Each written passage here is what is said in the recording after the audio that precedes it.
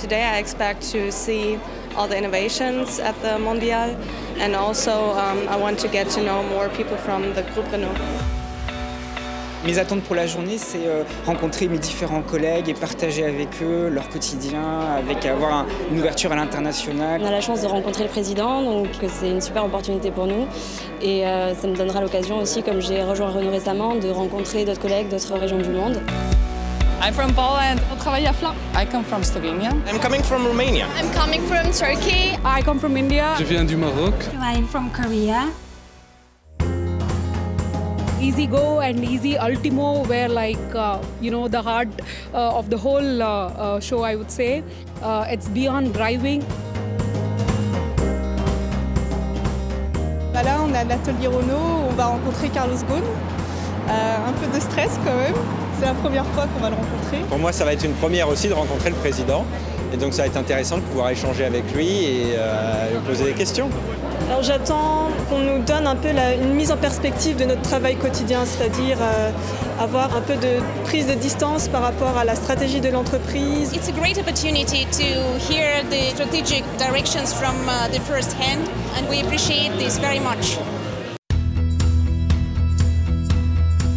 What keeps you motivated, and what are the main advices that you have for the new employees?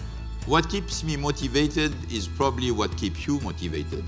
The first thing is the feeling that you are contributing to something which is worthy. Then you have a second motivation also, which is important, is the fact that when you are operating in a company like ours, you are learning all the time. And when you are learning all the time, you're growing.